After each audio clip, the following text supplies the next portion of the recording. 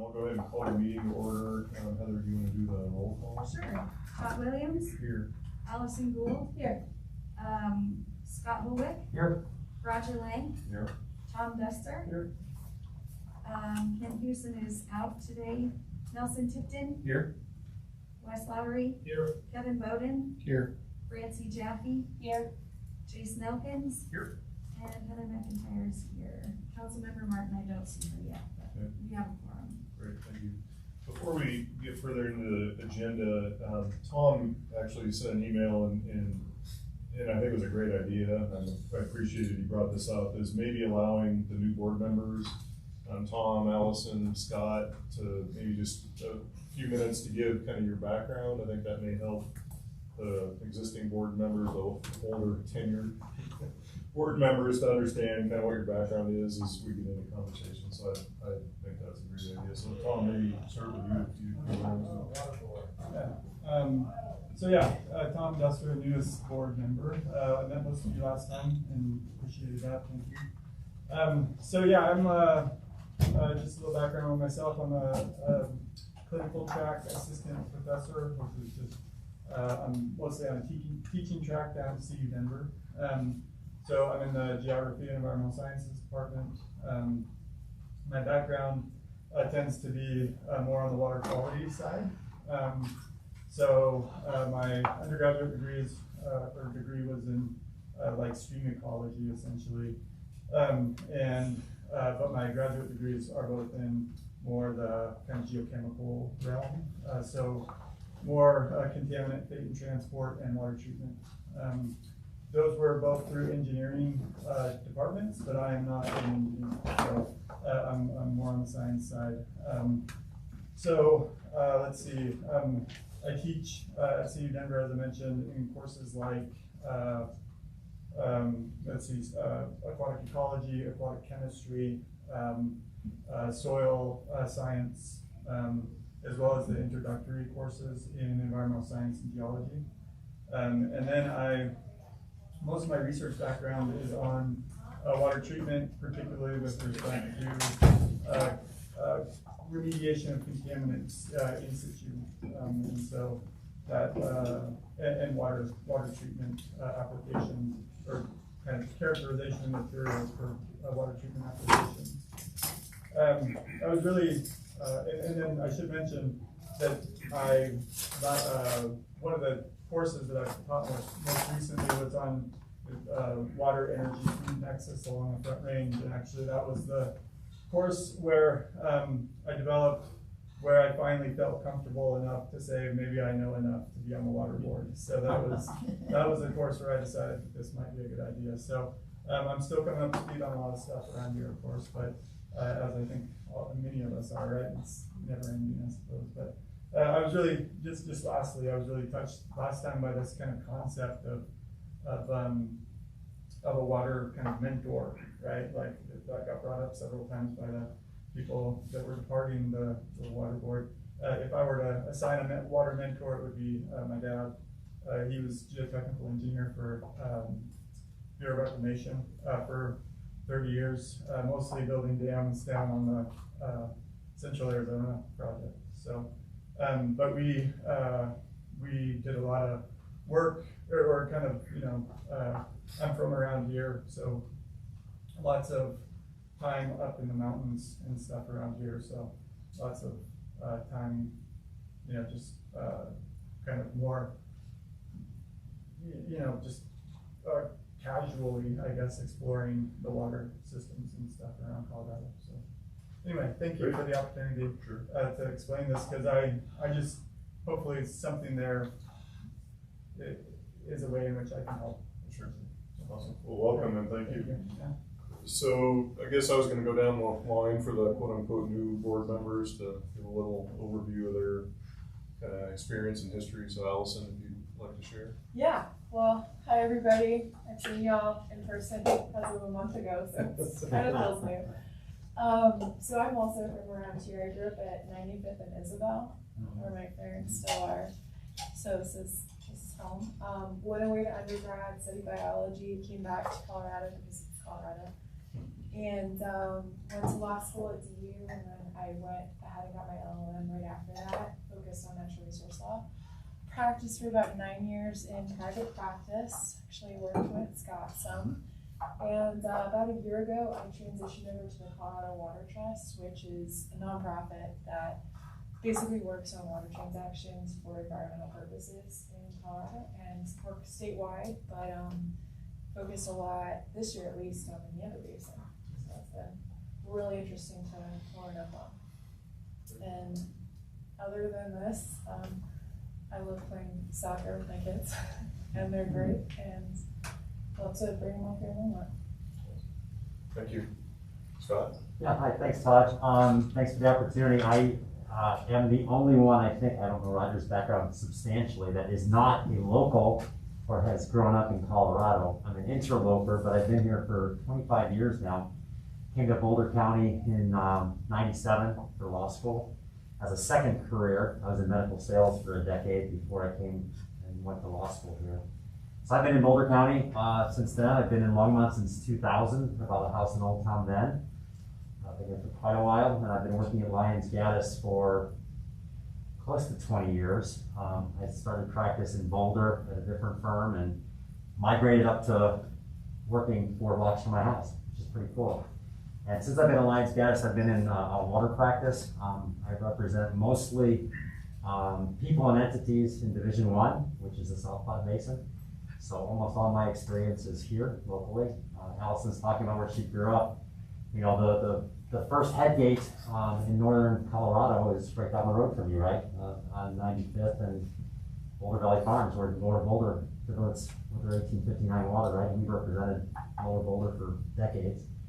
And still do. And so I've been doing ditch company work and conservancy district stuff and water district stuff and municipal work for a pretty long time. Mostly water rights, not a lot of water quality, so all my questions go to Tom. I've had the pleasure of working with most of the people in the room in a professional capacity, as well as getting to know them over the years, including David, who used to be my wife's boss at Boulder County, because she worked in the ag group there, so we've got a lot of ties to Boulder County as well as the city of Longmont. And I served on the planning commission in Boulder County for a decade, so almost all of my land use issues are local, almost all my water use issues are regional, but I've been here for a while and I appreciate the opportunity to be with you all. And I don't know if I have a mentor. I've learned from a lot of people, obviously. Jeff Kahn is still kicking in our office after practicing for 40 years, and he's getting ready to go on sabbatical tomorrow, so that's why I was a little bit late, Todd, trying to get all of his download, because apparently I drive his car when he's not around, and that's daunting. Great. That's all I got. Thanks. Great, thank you, Scott. Sure. You know, just a point, Scott and Allison might know a little bit about me. I know Tom was not. Sure. Maybe I'll just Yeah. give a quick background. I was not born in Colorado. I was born in South Dakota. Went to college there at School of Mines, and then came out to Denver, and my career is with the Bell System. Mm-hmm. I'm a mechanical engineer, and I've been on city council for about 8 years, and as mayor for a couple of years, and that was really my emphasis to get involved. You know, you watch water rates and you try and represent what's in the best interest of people. That was my desire. I'm a water expert. I know how to drink water. I am not an expert. I'm pleased that we've got this kind of expertise here at the table. So, but at least you know a little bit about it. Yeah, and I can go with you for a second. What part of South Dakota? It's just like saying, are you from Colorado? I say Longmont, and they say no. I say Boulder. Oh yeah, I know where. South of Sioux Falls, but Yankton where I'm from. I know where you are. Anybody know where Yankton? Yeah, oh yeah, I know. Well, hey! How about that? We have a long history in South Dakota, both the eastern and western parts. And in fact, my dad failed out of the School of Mines before actually going on to a pretty successful time at another college after going away to Vietnam. But after going away to Vietnam, but so growing up a little bit, I guess. Yeah. But anyway, yeah. So a bit of a connection there. Good Yankees known by people. Yeah. I guess I'll give you my 2-minute worth since the new board members and my background. So I'm a water resource engineer. I went to the Colorado School of Mines and then actually went to Colorado State and got a master's in water resource planning and management. I worked a little while in consulting engineering, then worked for the city of Greeley for about 8 years, ultimately as their water resource manager. Went on to the city of Aurora for a kind of relatively short stint as their deputy director of water resources, or their deputy director, I should say. And then I left and I've been doing consulting work as well as kind of helping in some family kind of business. And since then I am, just so everybody knows, because it kind of plays in, I may have to abstain on some items if there's a vote, as I am on the Northern Colorado Water Conservancy District and the Municipal Sub-District Board of Directors as well. So I think third or fourth generation from this area. As you heard, my grandfather and my dad have kind of followed in the water footsteps a little bit. So, anyway, just a quick overview. So, Marsha, we were just trying to get everybody kind of acclimated since we've had a lot of turnover on the board. So Yeah. Well, since I should probably introduce myself because we are going to have a discussion today that originated with the public and the city council pretty much simultaneously. So I'm Marsha Martin. I'm the Ward 2 City Council member and the Waterboard liaison, also the Windy Gap Participants liaison. I am an engineer by trade, a software engineer by trade, and know a lot about renewable energy, but not so much water. Because the Windy Gap Ferment project was a major issue in the campaign when I was elected, I studied Colorado water law as hard as I could that summer, and learned about things like the compact and rights to exhaustion versus rights to single-use rights. So I came in here knowing the basics as well as the basic points of conservationism, but this board has been and this staff have been my water mentors because those are big abstracts that are important to know when you're discussing policy in city council, but they also don't tell you nearly enough about the application of those laws. So I have really appreciated the expertise on this board all along, and I'm looking forward to an interesting discussion this afternoon. that's great. Yeah. And because of the COVID situation, staff hasn't been able to reach out like we normally would to the new water board members. And one of the things that we typically do is go over some of the pertinent cornerstone documents and such. So before you leave, I have a flash drive that includes a lot of those documents, as well as a majority of the citizens' guides to different things. There's 6 or 8. There's a couple that weren't in there that I'm just going to give you hard copies. For the two of you, you probably have a pretty good understanding of the Colorado Interstate Compact and some other things. But the point I'd like to make is send that to you guys. And then if you would like to meet or schedule a time to meet with Ken and or I, at some point in the future, we'd be happy to do that. And we just weren't able to really do that very effectively pre-COVID. So. Okay, great. Yeah, Allison. Oh, I would love a tour. And we're going to talk. Okay. And we're going to talk about that here later in the meeting. So great point. Okay. With that, we'll go get kind of back into the agenda here. So item 3 is the approval of the previous month's minutes, the July 19, 2021 minutes. One note there is, I mentioned to Heather, in that I think it was related to the Erwin Thomas final part of that discussion. It was the agreement that had actually Todd Duster, we can just get rid of Todd and board member Duster. And then that same thing was in the later, you point out that, Tom, but anyway, that was the one comment that I'd make, so. Yeah, page 5 and page 13. Thanks. Okay, was there any other questions, comments on the meeting minutes? If not, we need a motion to approve the July 19, 2021 meeting minutes. Mr. Chair, I move to approve as modified. Okay. We have a motion, do we have a second? I'll second. All right, Allison second. Any further discussion? Hearing none, all those in favor say aye. Aye. Opposed? Okay, I was Fine, late no on the worries, get up. no worries. all right, so item 4 is the water status report. It's still lucky that email. Yeah. Go ahead. The flow of the St. Vrain Creek at Lions gauge today is 63 CFS. And the 124-year historic average for this date is 119 CFS. Call in the St. Vrain Creek is the Niwot Ditch, admin number 5631, with a priority date of June 1st, 1865. Call in the main stem of the South Platte River is Fort Oregon Canal. Admin number is 11979, with a priority date of October 18th, 1882. So St. Vrain Basin storage at the beginning of August is at 82%.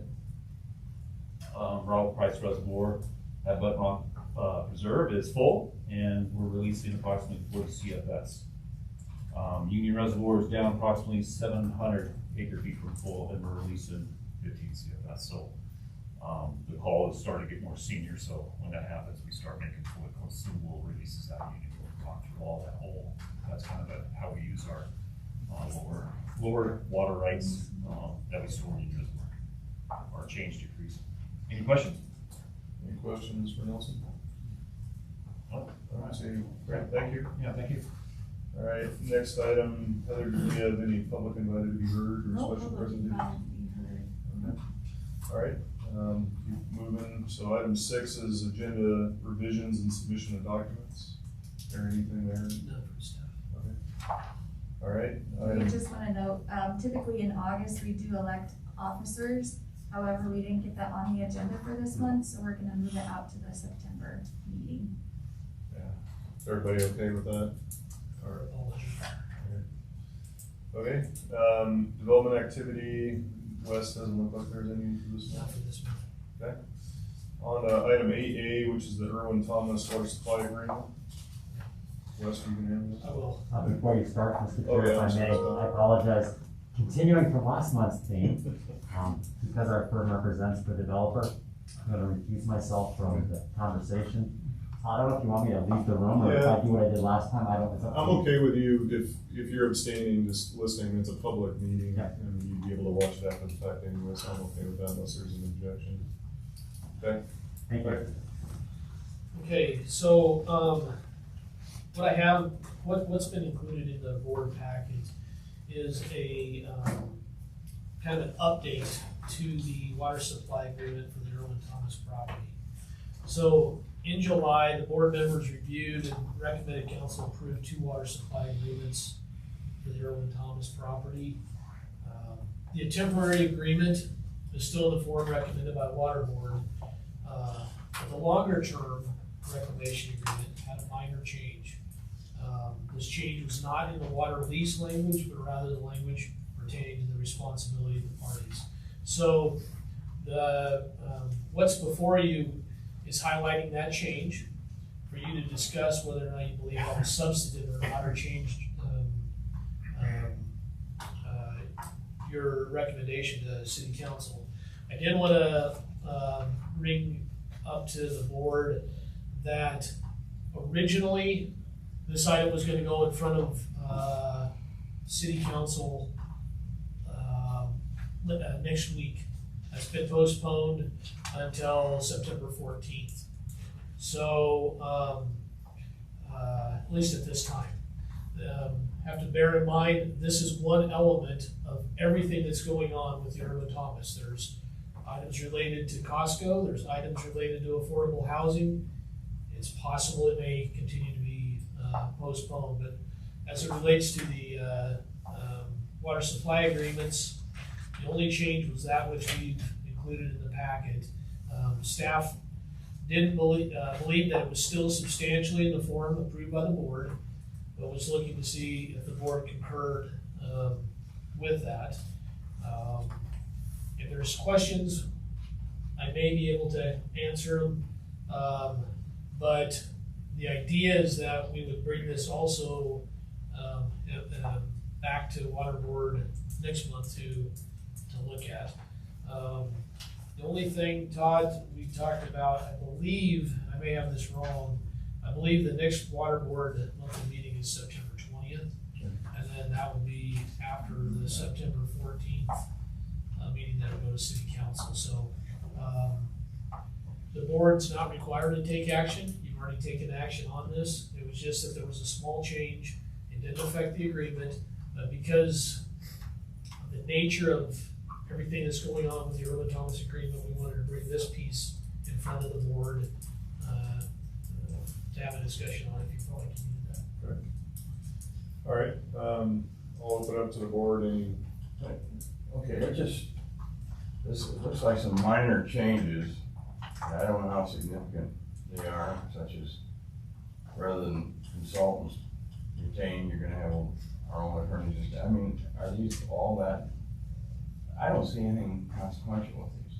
We don't believe they are. That's why we believe that it's still the agreement as you recommended back in July, that they were, it's still substantively that form, but because there was a different change, we thought we'd bring it back.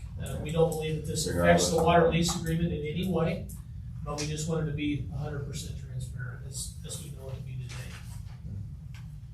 Any other questions or comments on Just to kind of drill down in how the procedure came about here, who proposed these changes?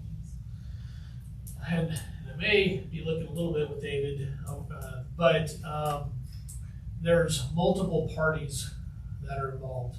I don't believe these are Longmont related changes. These are changes that were between AI and Golden's. Correct. So.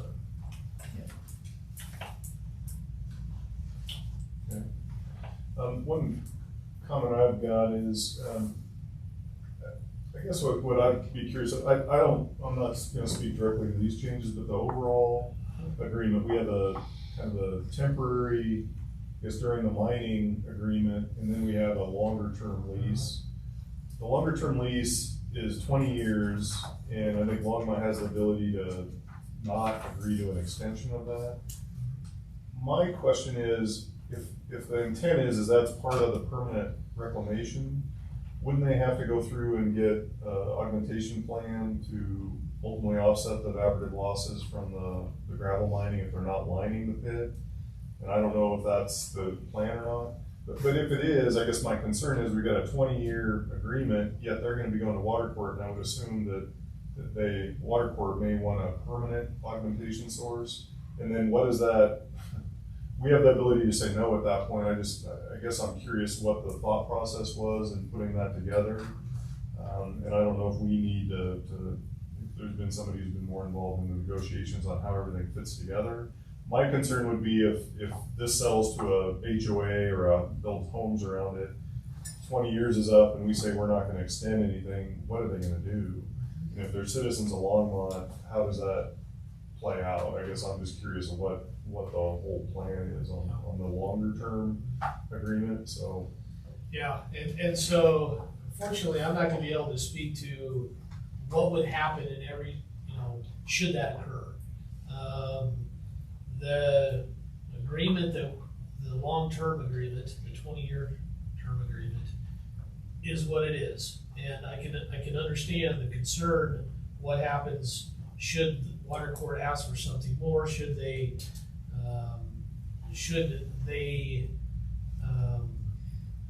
need something different. But as I understand it, all Longmont was gonna be able to do at this point was to grant this 20-year agreement. So the background of what the discussions, I wasn't a party to those. Either one was a part of it. So to get a flavor for that, I don't know that would change the agreement. It may help in your understanding as to how did we get to this point. Well, and I think there may be 2 points there. One, it would help in my understanding. Two, and I think where we came at the last meeting was if there's development plans for the project, for the gravel pit project, the Waterboard would have the chance to kind of review and approve those. So there's kind of another bite of the apple, so to speak. But I would like to know kind of what the long-term plan. My concern would be, once again, it gets transferred to an HOA. There's a 20-year agreement. And if that transfer to the HOA happens in the interim, and then if there's some sort of expiration, do they claim hardship? What do they do? And if it's within the city of Longmont, that just seems like a glaring hole that I would like to understand kind of how the pieces fit together. So I don't know if we can do that next month to have somebody give us some insight. Does that make sense? Yeah, and I would say, unfortunately, people are really more involved with that south side of the road with the long-term Right. development. Mine and Ken a lot more on the north side with the open space, and our concerns about augmentation that we'd have to take care of is through the open space program is where I sat down and talked about more. That south side probably would be a Dale, Ken, the Reggie's kind of AI piece. So I would say probably pushing out for next month and having us do a little homework would be a good way to manage that. And I'm fine with that. I think it'd be important for us to kind of understand how the pieces fit together. And maybe what we could do, I did mention that the tentative plan is to go to city council on September 20th, which is after the Waterboard next meeting. Understand it would be by ordinance, so there would be not less than 2 weeks in between the second reading. So we could have a conversation at the staff level, whether or not it would, and maybe whether it would bear to have a meeting before it goes to city council, or there would be sufficient to have one at the next Waterboard meeting. If you're uncomfortable with where the agreement is at this point, then it would probably be, I would think it would behoove to have a meeting before it was planned to go to city council. Otherwise, I think we could probably have, offer to have maybe somebody from the city attorney's office, to the extent that they would be able to speak. They would probably only be able to speak on behalf of themselves. I don't know that they would be able to speak for the Goldens or for Costco. Right. Yeah, we can look into that. Well, I think maybe it is when we're asking the Goldens and the owners of the property, maybe they've got water rights they plan to tie into that long term, and that would alleviate a lot of my concern. But the way it's written, there's all that, I think a lot of that's kind of left out of it. And, I think they do have some water rights that they're going to propose to be used, but that will be their decision. And I don't know that I'm free to say what those are. Okay. And that's how I feel. Tom is not sure. Because all these negotiations, we're at the table with lots of other parties too. So if you give us a chance to maybe talk to our council and see where we're comfortable talking. I'm not sure about that. And I think this group is good at understanding those portions of it. But I think Councilmember Martin had a hand up. Yeah, down well, here. I was basically going the same place, which is, let's make sure the city attorney's office weighs in, because a thing that nobody's mentioned yet is that there could be implied obligations by the city that we just are not taking out of the agreement, but are in fact there. So, we're saying what happens if, it may be understood by the CAO, but not by us. Okay. Well, that'd be great. I think if you could bring that back next month. I guess in terms of the timing, Marcia, are you okay if it comes after the first board meeting, but prior to the official? Personally, I am. Okay. I think that's fine. Okay, So great. report back to us. Go ahead, Allison. I concur. I think it'd be really important to understand the long-term plans with that, especially if, it seems to me that would be something that would be addressed largely in the Waterboard decree, and I can be handled in one of two ways. One being just cessation of the augmentation plan itself, which seems like it would be problematic, and then there would be delayed depletion, so you'd have to bump that back further, or if they draft in other water rights, but that would have to be really nailed down. So I'd like to understand more about whether or not those are terms and conditions that are being discussed and how they might be included as a part of the decree that is ultimately issued. Great. So great questions. And again, all things that I think are been talked about, but I said again with have our attorneys tell us what we can share and can't share with those negotiations. I feel much better if we just kind of make sure we check in with them first. Okay, that sounds good. I was just wondering, and I know Tommy had your hands up, but I know that I wonder if we could offer up to see if a representative from the Goldens would be interested in coming and presenting, because That would be I'm wonderful. not having to speak on behalf of someone else and make me feel a whole lot. Well, in the way the agreement's written, I think they have that obligation outside of what's in the agreement with Longmont, so I think that's perfect to have them come and speak to we that. might be able, we'll reach out to them and see if they would be. But I think you guys understand the issue. I do. So if that can be relayed to them and they can explain this is how we're gonna address that, I think that would be wonderful. Go ahead, Tom. I think everything I was gonna say, I think covered. Awesome, okay, great. So with regards to this, what do you need from us? Wes? Really, we don't need necessarily anything. I think the way but what we did was right, was if you believe it still exists in substantially the form as approved by Waterboard at your July meeting. And that's the. Does anybody have any problems with that? It seems like the changes are minor in that regard. Okay. So, Okay. we don't really need anything. All right, that sounds good. So, welcome back, Scott Holwood, to the meeting. So we're on to item 9A, which is a cash in lieu methodology discussion. And Ken did a write-up at West. Are you gonna give an overview of what's included in the Yeah, packet? I will. Okay. So, with for the sake of 42. So bear with me if this is a little bit redundant, but just to be sure that we're all clear. On July 27th, City Council did approve Waterboard's recommendation to increase the fee for cash in lieu to $18,528. They did at that meeting ask Waterboard to review the policy basis for Longmont's current methodology for setting the cash in lieu recommendation. And so what we wanted to do today was just to provide the board a little bit of background, and talk a little bit about the definition of legal basis and policy philosophy. We're not looking for any real recommendation. We're going to come back in September to have the more thorough discussion with Waterboard about what this policy is and give you guys a chance to discuss that. So if you will, let me just go through the background that got us here today. So as everyone recalls, that Longmont became a home rule city back in 1963. And as such, we created our own charter and everything. Shortly thereafter, in 1964, the city created what was referred to as a raw water policy. And that policy was that at time of annexation, you would transfer all historical water rights pertinent to the property. And if those water rights were insufficient to provide at least 3 acre-feet of water per acre of land, the remaining deficit would be made at time of platting or further development. That's still the exact same way we look at it today. In 1988, there was a question similar to this brought in front of Waterboard. And at that time, a study was done, and it evaluated how Waterboard looked at cash in lieu.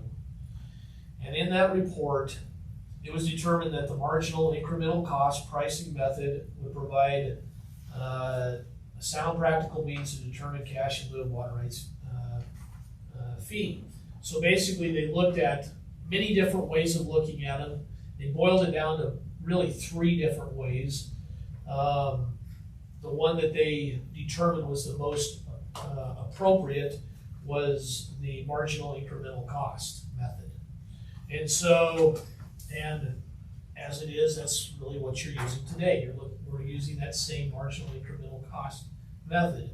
But it also went on to say that when I looked at that representative of the current cost of direct flow of water rights, the marginal incremental cost pricing method was based upon the economic principle that the annexed property should be responsible for the cost of the latest or next increment of raw water capacity, which they caused to be purchased. So I copied that verbatim right out of the report.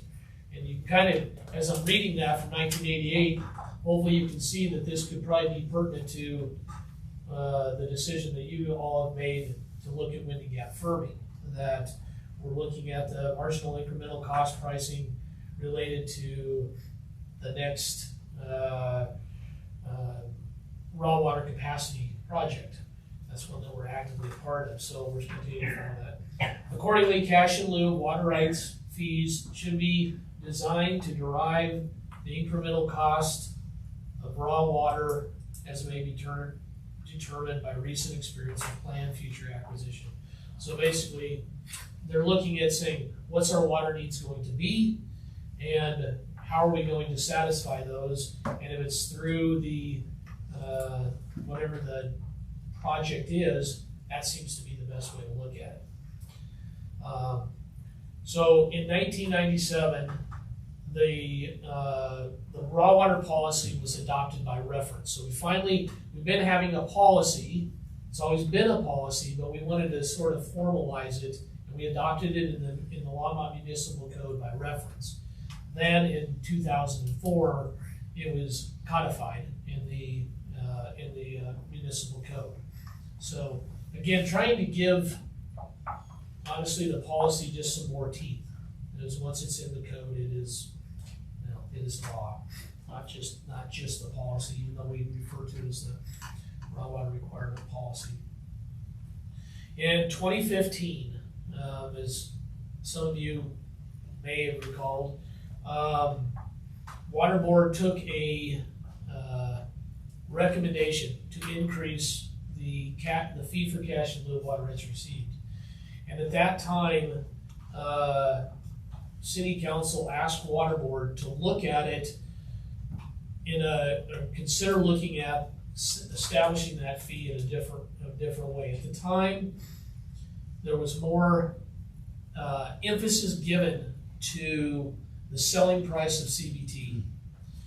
The idea, bear in mind, the idea is that when you bring cash in lieu of water rights received, the idea is that Longmont can take that cash and, if you will, convert that into water. We could go and buy water rights and put those into the plant. We could buy water rights, add municipal use, and take them into the water treatment plant. So CBT, by its very nature, allows us to take those water rights immediately into the water treatment plant. And so it made a lot of sense to reference CBT. But in the around 2015-ish, the price of CBT skyrocketed. And so there's always other things in the big picture that City Council has to manage and look at. And the fee for cash in lieu was one of those things. And understanding the importance of development in Longmont, they asked Waterboard at the time to go back and look at how it was looking at specifically setting the fee for cash in lieu. So we had a number of discussions, staff with Waterboard, and in reviewing back, what was the core of the way that we were looking at setting that fee. It was determined that because of the status of Windy Gap firming, that being the most likely project that we would be a part of, that should probably have greater weight into setting that fee.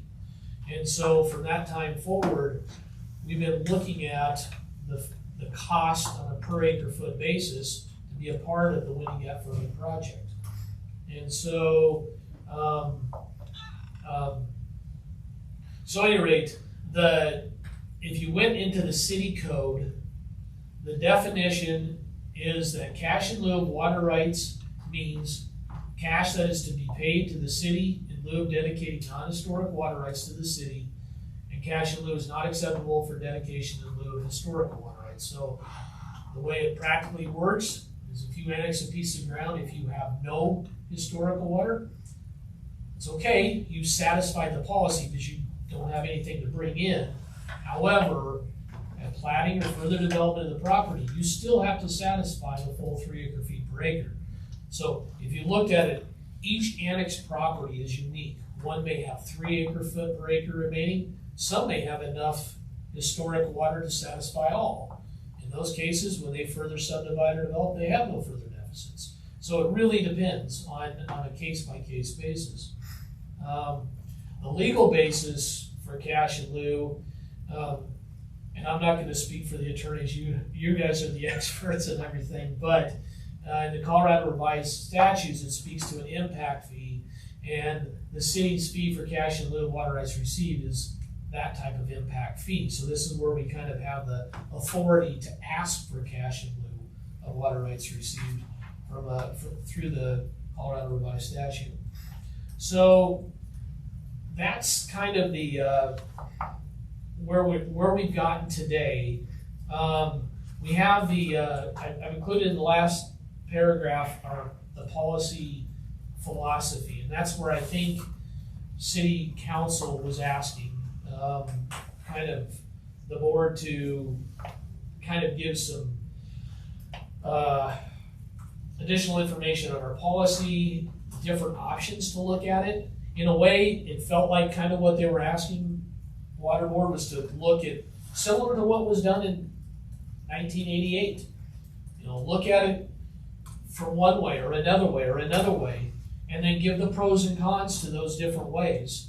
And so we didn't have enough time to put that information together for this meeting, but we did want to let Waterboard know that's been a request of City Council. I wanted to make note, and it's on page 44, that the basis for Waterboard's recommendation, right now it says, and actually what we said was, let me find it here, I didn't want to have to read it verbatim, but it says in the raw water policy section of the Longmont Municipal Code that the basis for Waterboard's recommendation shall include the current cost of new water supply projects identified in the City of Longmont's Raw Water Master Plan. So your recommendations have been based upon new water supply projects identified in the City of Longmont's Raw Water Master Plan, one of which is the Winning Gap Ferry project. So you've been following the policy, so I wanted to make that explicitly clear. And then lastly, the evaluation rests on the fact that cash in lieu fees in the current future will be used to pay for Windy Gap Firming project by paying off recently issued bonds for this project. So, so we have definitely been using the cash in lieu of water rights received to pay for Windy Gap Firming. So I don't think there's any question there. I think what will be discussed next month is, should Waterboard be looking at other ways to set that fee? What I think, if you read between the lines, and I'm going to paraphrase, and I'm not going to use anyone's name, but I think the basic question is the fee for cash in lieu of water rights received high enough? Is this the right fee? Is this the right amount? Should it be based on something else? Should it be based upon an expectation of what the cost will be in the future? Should it be only what it is now? There's a lot of different ways you could look at this issue. And so what we're going to do is, as staff, is going to try to put together, looking at several different ways. I'm going to suggest maybe about 3, because we still have other things to do. And this is a concerted effort that City Council has asked us to undertake. Try to help give Waterboard some pros and cons to looking at them that way. And then you all can have a conversation whether or not we should look at other ways, whether there's additional pros and cons, and then hopefully, when it's all done, land on the method, the policy method that we want to use to setting the fee for cash in lieu. It may very well be exactly the way it is.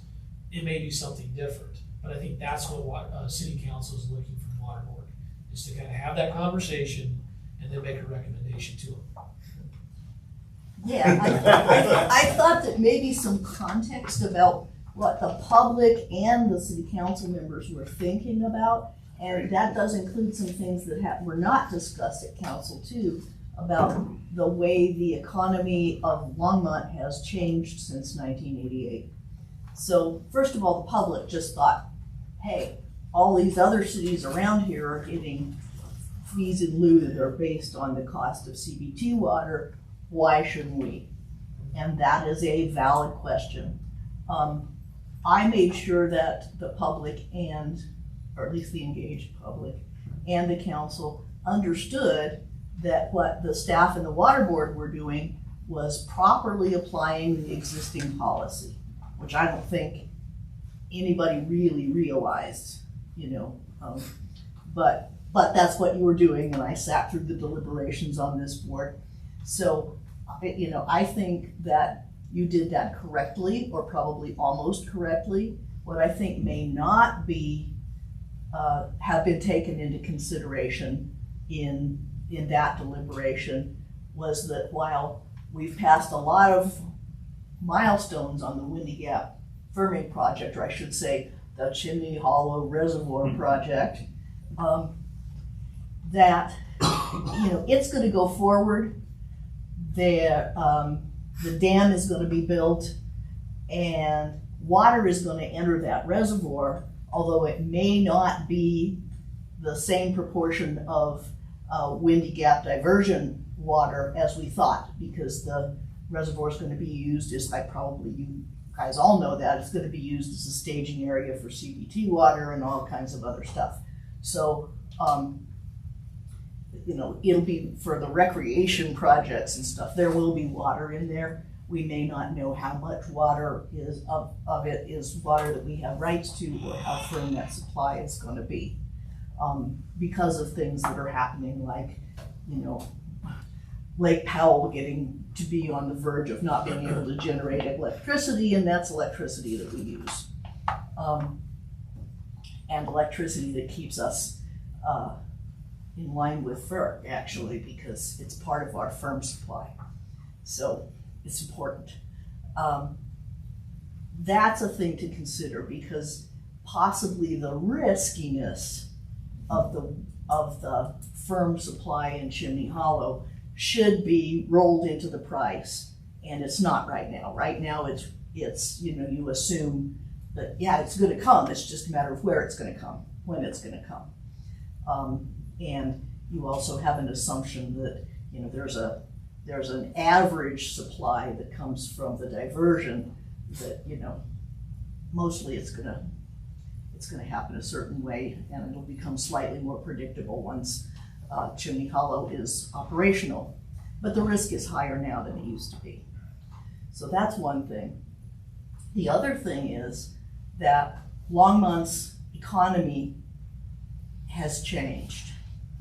Not only can we demonstrate that surrounding municipalities are getting a much higher fee in lieu than we asked for, but the other thing that is true is that the fraction of our economy, and I'm not even going to make any suggestions about what this means in terms of the price adjudication at all, but the fraction of Longmont's economy that is going to come from annexations, not just the fees in lieu, but other economic influences of annexation and real estate development, is shrinking. Okay, there are fewer annexations left to be made in the Longmont planning area, and also our economy has been rather skillfully developed. I don't take credit for much of that because I came on the scene too late, but it's been pretty skillfully developed to depend more on another kind of industry than real estate development, which was certainly not true in 1988. But now we have high tech, we have biotech, we have advanced manufacturing, and we have the craft brewing and distilleries, which are really the easiest to understand in terms of what they add to our economy, because they take really cheap raw materials and they make them into a really expensive export that is out of Longmont planning area. And when you go buy Dale's Pale Ale in New York City, a lot of money comes back to Longmont and it stays right here. And that enriches the city because they pay good wages. It enriches the city because they pay local taxes.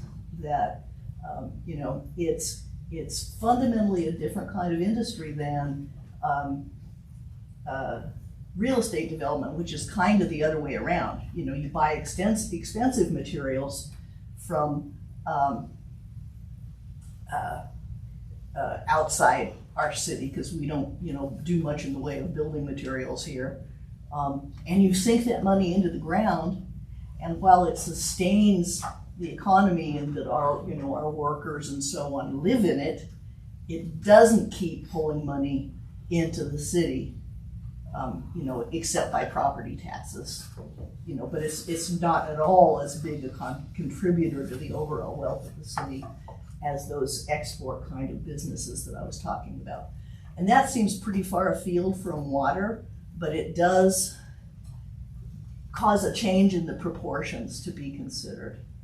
And again, you know, I haven't done the math, kind of not my job, blessedly, about, you know, how those different elements should be weighed, but that was what the city council was thinking about, or should have been thinking about.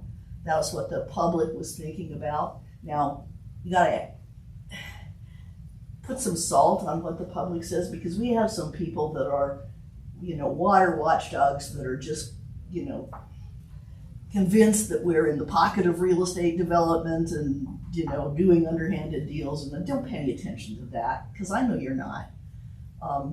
But I do think that it's important to understand that the environment has changed, and yeah, maybe it is time to do a 1988 kind of exploration around it. You know, I think a lot of the council and the public were thinking, you know, more like, well, Frederick gets CBT prices, why shouldn't we? But you all know that the calculation is more subtle than that.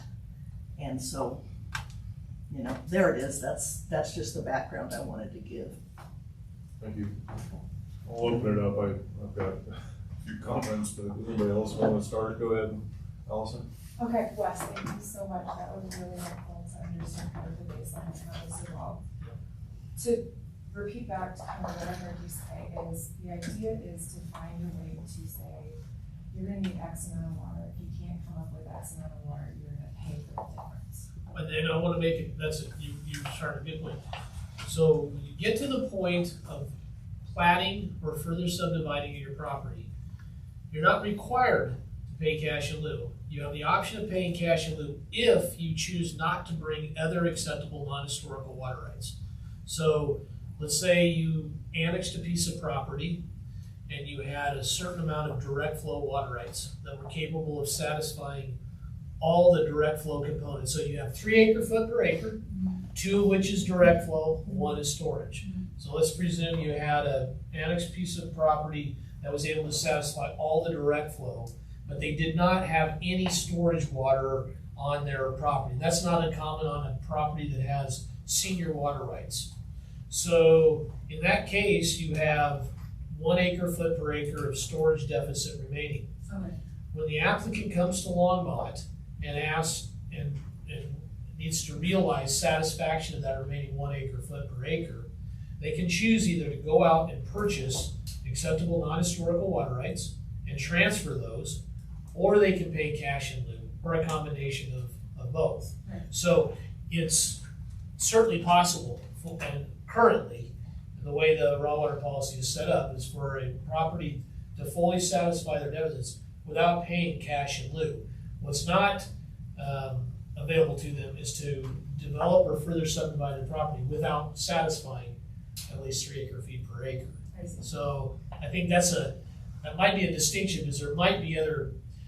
So what I may say is, one of the things that was suggested in 1988 was to look at, and I'm going to use my own words, let's see what every other community was doing up and down the Front Range. And it's very difficult because it's not really apples to apples. It's really not even apples to oranges, because there are some communities that will only accept CBT. Or maybe there is a community out there that you just simply pay cash in lieu. But Longmont has been and continues to allow you the option of finding those non-historical water rights or paying cash in lieu. So I want to make that point. know Allison's still going, but to dovetail on that, Wes, can you give the board an idea of how many developers, how many applicants come to Longmont and are able to identify, acquire, and transfer non-historic water rights that would satisfy that? Because I'm assuming it's a small percentage, but I don't know. So it's always case by case. It's typically easier for a developer to acquire storage water rights than it is direct flow water rights. There's a lot of, we'd go down a rabbit hole if I went down that road. Stay atop there. So, but what I believe has been happening in the recent past is that it's been easier for developers to consider using cash in lieu because it's a tangible dollar amount that can be created for them to go to a lending institution to get that financing. If you were to try to explain to a bank that you wanted, 14 shares of Longmont supply, they wouldn't understand what we were talking about. But if you said, I need, $189,000 to pay my raw water deficits, okay, now I kind of understand it. When it goes to dollars and cents, it's like the common language that everyone understands. And so most recently, most people have been bringing cash in lieu.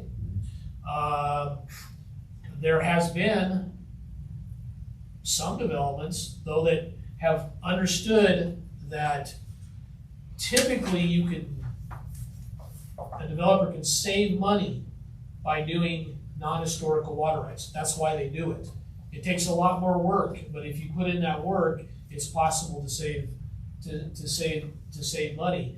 And so it really depends. We could probably provide a rough, next month, if you wanted a rough statistic of comparing non-historical water to cash in lieu. The way we would show that is based upon the amount of credit that they receive for each. We've done that in the past where it's been asked, Waterboard's asked how much cash in lieu we've gotten versus how much non-historical water rights. And previous to the last couple of years, there was a period of time that we were getting a lot of Lake Akatosh Reservoir Company waters. We only had like 5% of ownership, and we're almost close to 60%. So, and those were the numbers that you were talking about. So there's more cash in lieu that's being used to satisfy deficits than there is non-historic. No. But there still are people that have been developing their own water rights portfolio for which time they can bring that to Longmont. So, but it takes, the other thing that developers understand, or hopefully understand, is when you transfer a non-historic water right, you bring in a third party. So you've got the person that's buying the water, the developer, the entity Longmont that's receiving the water, but there's also a ditch company involved. And there's a period of time in that transfer that's out of both the city's perspective and the developer's control, and it has potential. It can create a situation where, so Longmont does not recognize deficits being satisfied as far as transferring non-historic until we have the stock certificate in our hand. So if John makes a request to transfer a water stock to the ditch company, he's done all he could. He's made the stock transfer request, he's paid the payment to get that transferred. He can't do anything else, but yet Longmont can't do anything either because we haven't received it. So you always have these ditch companies that have to do their business. They have to make sure they're free and clear of liens and guard. And it takes time. And I think a lot of times we all understand the adage time is money. And I think that also has weighed into some of the equation for developers most recently. They're like, I want to wait till the last minute to satisfy it. And then I want to move dirt the next day or the next minute. And so I think that's another reason why the cost of choosing to pay cash in lieu has probably outweighed the the cost savings to do non-historical water rights transfers. That's really helpful. It gets kind of into one of the questions I was gonna ask. I've got a load of questions. Okay. Totally, like, I had this meeting, but, okay, transaction costs. So they say they come in, it's not a ditch share, it's a decree for 3 acre feet of historically used water samples. Uh-huh. Do they have to change it first? So we have a very specific list of water rights that we will accept, and they're identified in the policy. And Okay. if you want to propose anything that's not on that list, there's a page worth of stuff you have to provide, then we evaluate it. So, And bring it to Waterboard. and then bring it to Waterboard to evaluate. So generally speaking, if it's not a water right that we have already taken through water court, not that specific water right necessarily, but that company or whatever, we have a relatively firm understanding of what's gonna happen with it. It's been listed out there. So really, for most people, they don't have the knowledge to really go that far down. They're just gonna say, here's the 5 ditches that we will accept. I'm gonna go to a water broker and see if they can help me get any of those.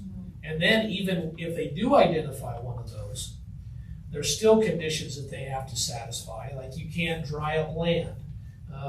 There's, of course it's gotta be free and clear of things that come. There's a whole myriad of things that they have to satisfy, steps that they have to walk through in order to get those non-historic water rights passed. And so, once they understand that, if they were feeling a little squirmish, usually that's oftentimes enough that people are like, yeah, I think I'm gonna do cash.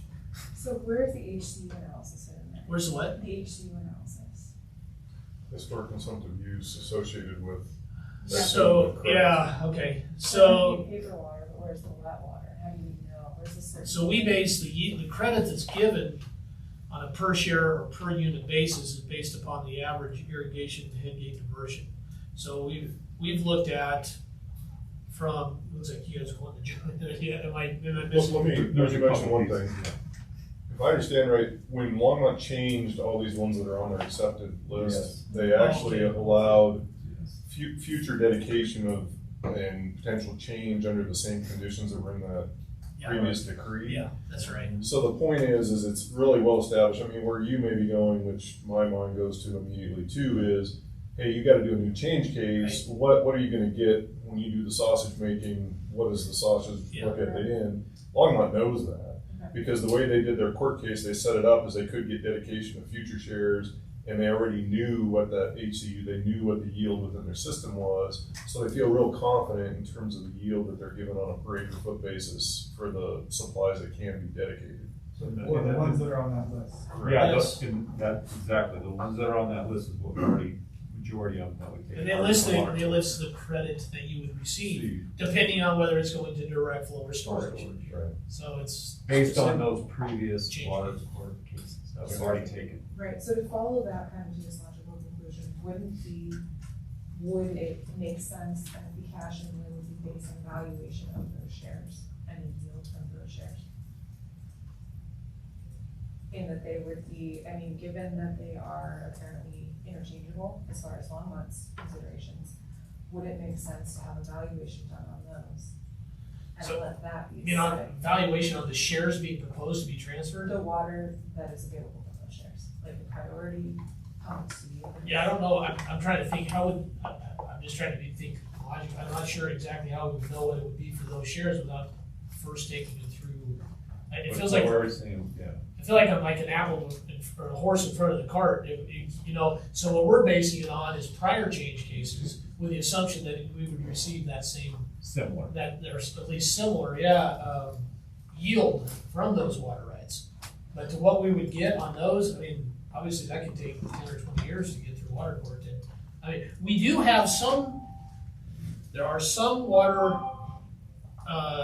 rights that have already included shares that have not yet been transferred. They're already part of our change case. Right. So when they We've been change, doing we're that gonna the last receive several those. years. Right, So yeah. those we understand. It's the ones that have not this specific, because we've done not ditch-wide analysis, we've done share-specific analysis on our change cases. So there's a built-in assumption that the credit would be the same as prior shares that have been transferred. But that's how those are based on right now. But with that uncertainty, it seems like Longmont would be taking on that uncertainty of the future change. So to that extent, it seems like then it would indicate that the price should be higher because of the certainty. I understand what you're saying. Yeah. I think one of the comments though is there really isn't much water out there.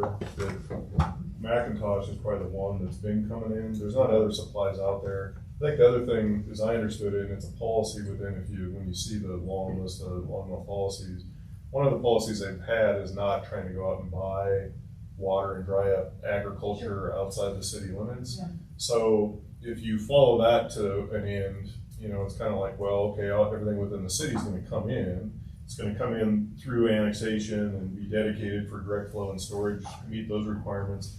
What's left? I mean, and if Longmont doesn't want to go buy or accept and change shares outside of its own kind of area, then that really there isn't much additional water that could be derived from these other native water sources. Macintosh is the one exception. As Wes said, it's up to 60% in Longmont's hands, so there's only 40% left that could potentially come in as kind of a surrogate to cash in lieu. So just keep that in mind. Is I don't think there's not much, hasn't been, and there really wouldn't be much in the way of other native supplies that could come in that Longmont could buy or you could base cash in lieu on. There just isn't that much out there. It's either coming into Longmont already, or this little bit that's out there, like Macintosh, is coming in as another option to cash in lieu. I think the other thing was, obviously what Longmont was involved in is the chimney hollow when you got firming project. So that was the project that was going to be used to meet, hopefully, Longmont's build-out demand or meet the gap. So that was kind of the one where it's like, okay, that's the project that we know is coming that's going to meet the future water needs for the city. What's the price per acre foot? And that's how that determination kind of came about. So that's a little on the history of it. That's really helpful, and I think that raises two really important points. One is the policy of it. So to the extent that there is potentially an underlying wish not to dry out currently agricultural lands, one, and the two, also to be able to actually fund the supply that we contracted for. It seems like there might be, to some extent, a policy decision that would lead us to move more heavily towards cash and limit funding our supplies that way, as opposed to accepting external water. So I wonder, I guess it seems, I don't know, maybe I'm just excited about this, but it seems like this is a larger discussion, especially in the framework that we're looking at in terms of. I do want to point out that Todd did really summarize the fact that we've done a lot of analysis on what water rights remain within our planning area, and it is. It's minimal. It's minimal. Which is why I raised the question. It's kind of a strong argument to even have that in there at some point, because there isn't really any potential for widespread use of it. That's right. So you think of it, if you were to go right now and look at the list that's listed of direct flow water rights that are acceptable, you'd find 6 or something, and you'd be hard pressed to find any in 3 of them. I mean, it's not to say it's impossible, and they're on there for a reason, but again, the ones that we've seen that have came through most recently have been those that were already included in prior Longmont change cases. So in other words, once we receive them, they are just like CBT, immediately available in the water treatment plant. We know what that consumptive use component is. And so, even though and just to kind of further clarify, the Longmont planning area, we understand what the water rights are within that planning area. If there's a proposal to transfer non-historic water rights that originated inside the planning area, they're immediately disqualified. We will not take them. So therefore, the only thing that's really available has to be outside the Longmont planning area. And the amount, and really when you get out east of I-25, that's not available based upon some stuff that was discussed with City Council years ago. So it's a very small amount of available water rights. I guess where my head goes is we could probably spend a lot of time figuring out a really hard number for something that maybe gets used twice, if you follow me. That's why I think we've used this we've so far felt pretty comfortable with the values that were established and put in place in the policy for the yield, because even if they were off, I'm gonna completely make up a number. If a water right was gonna give 15 acre feet per share, and somebody transferred a full share, and we took it through water court 20 years later, and we got 13. Yeah, we didn't get 2 acre feet, I get that. But keeping it relative to a supply of over 30,000 acre feet, just trying to keep the economy of scale too, I think might be important too, to understand how much, I don't know if we have a hard number, but if you know how much land is left, you know the historical water rights that are pertinent of that land is left, you then have kind of a pretty good idea, a rough number of how much is even available for non-historic. And maybe that too can help, give an understanding of what's the order of magnitude we're really talking about. Because Longmont we're approaching, I forget the word, it's not build out, I'm not supposed to use build out, but whatever, we're growing more to as much as we can, so our footprint, so anyway. So I mean, what is the future prospect then? And I so like, what are the confines essentially of what we're talking about here? So it seems like if we're approaching some future build out, again, sorry if I misused something, but footprint or something, like how much water do we need in the future, right? And does Windy Gap, for example, are we expecting that to supply all of it? So how much discussion has to be had, or how much has already been kind of taken care of through future planning scenarios, et cetera? Like, do we need more water? Are we going to be in the market for more water, or do we need more reserve, or are we good for the future?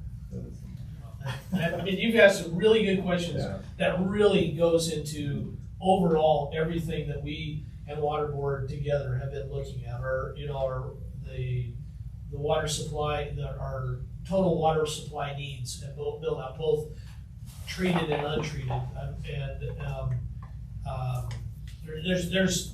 you've opened up a thing that includes a lot, and it's been talked about a lot in terms of the treated water master plan, or raw water master plan. We've got all these things which you guys I was gonna say. Water demand study, they're all kind of, they all have to be looked at collectively to really have a full appreciation. Nothing really can stand by itself. It's all part of the whole organism that we are in Longmont. But again, the raw water policy, emphasis added, is an area-based policy. It always has been. It's always been not less than 3 acre feet per acre. It didn't differentiate by use, and I know that's always been a question, and that's something that's many people have asked. Why should I have to bring 3 acre foot per acre if I'm putting in storage units? Well, I'm not telling you have to put in storage. You're choosing to put in storage units. Why? But they're also understand too that in the policy there is a place in there that says if your use is going to be greater than 3 acre foot per acre, which by the way we don't have any uses that are greater than 3 acre foot per acre right now. But if your use is greater than 3 acre foot per acre, then you may be required to transfer greater. So the policy has always brought enough water to the table to cover the water demands that would be put on the system for the development that's being a part of it. And that's kind of continuing to follow in the footsteps. So a lot of that has to do with land use of the land that we have left. Yeah. I should let talk. Oh, Go yeah. ahead. You guys can, I got a few, I can go if you want me to. Okay, well, whichever, I just wanted to throw out a short question Sure, and go not ahead. entertain a discussion unless Todd wanted to.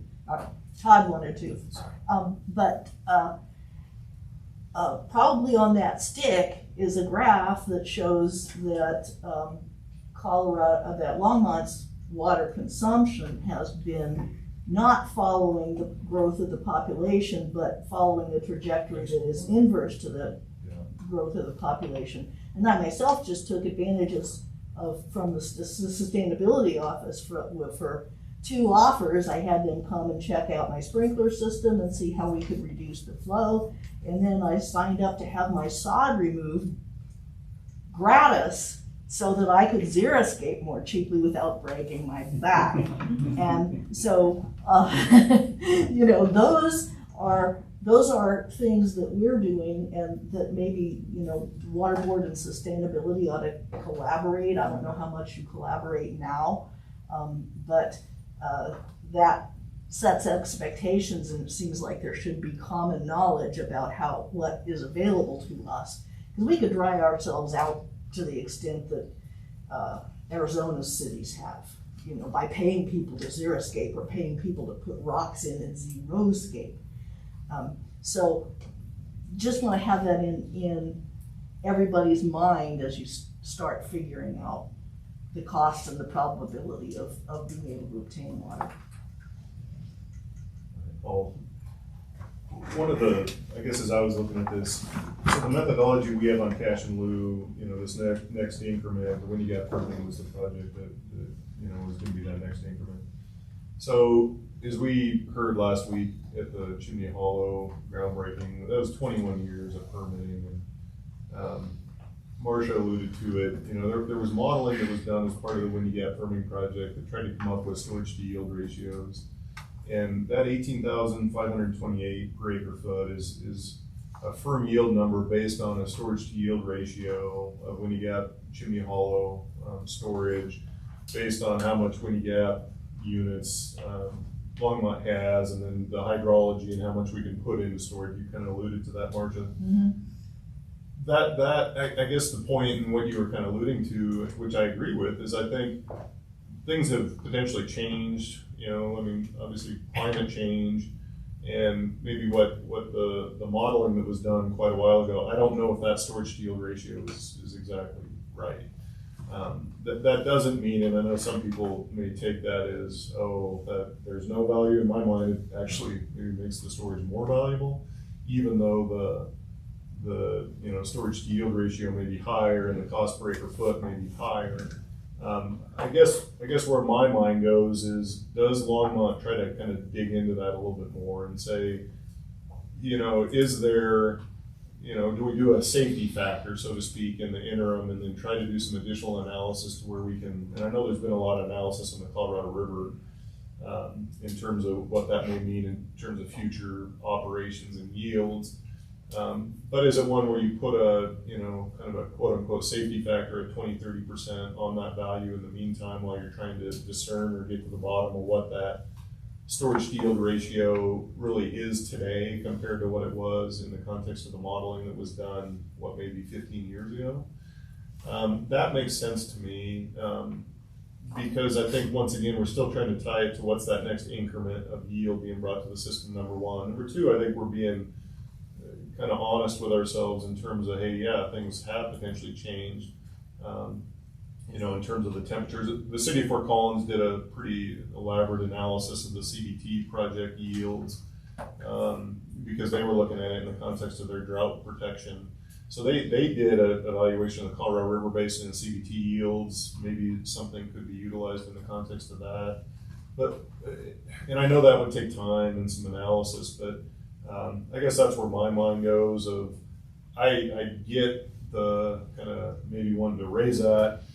I think I like staying with our methodology, but maybe being, you know, a little bit more cognizant of, well, maybe that storage yield needs to be adjusted and we adjust that slightly. Because we've seen the price go up on when you get firming just due to the cost of the project, which now I think is pretty well set in stone based on the construction starting, albeit, you know, whatever the inflation ends up being. But those other items of the yield of the project in relation to what's happened on the Colorado River, that's where I think there could be some adjustments. And I would be okay with that. So I wanted to throw that out because I think that would maybe give staff a little bit more direction as to what, you know, sort of analysis, and just to maybe say what's out there and what can you do and bring back to us to try to maybe supplement what we're currently doing in terms of the policy. So that's the first item. The second is, I guess what I was curious of, Marcia, was you were mentioning kind of maybe this change in the City of Longmont, the high-tech, biotech, distilleries, breweries. In the context of the cash and lieu rate, I'm trying to, what's the connection there? Is the connection that it's a higher value of water? But in terms of people, what they pay on cash and lieu, how does that tie together with it? I didn't quite understand that. It's almost, there's a couple things, but part of it is return on investment. Okay. If so, you guys probably know, I don't, and maybe should. If there are 6 to 10 opportunities for annexations, period, in the Longmont planning area, and a whole generation has to die before we're going to reopen our open space to development. So we don't need to think about that, I don't think. Right. Or 2 generations, because it's the Gen Xers that are really hot on it, I think.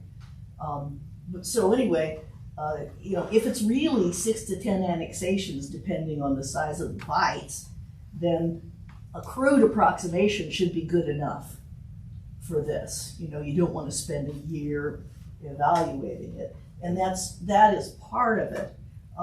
But the other thing is just, and then again, it comes down to the number of annexations.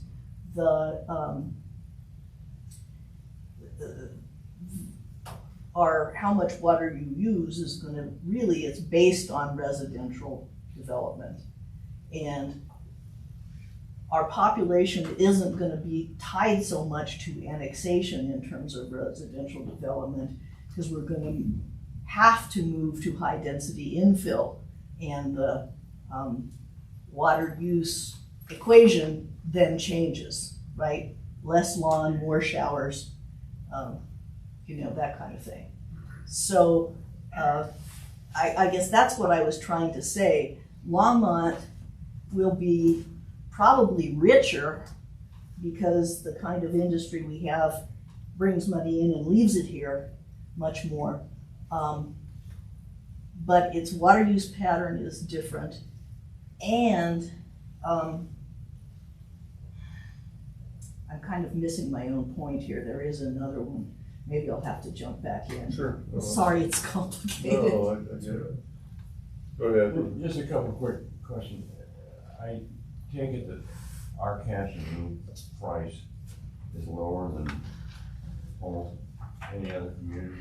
Is that the way it is right now? Again, bear in mind, it's kind of comparing apples to oranges, but that's probably true. I would think if you ask developers what they were their cost to develop in other communities compared to Longmont, they would say yes, we're less expensive currently than other communities. In that respect. With respect to water. With respect to water. I think the standard, I'll give you a ballpark. I think the standard for raw water in northern Colorado is probably $50,000 to $85,000 per acre foot, and we're at 18,528. So we're a factor of about a third of the lower end. So I guess what I'm leading towards is to rehash and restudy and try and make sure we are comfortable how we develop it. Is a thought kind of in the back of people's minds that our cash and lieu is too low?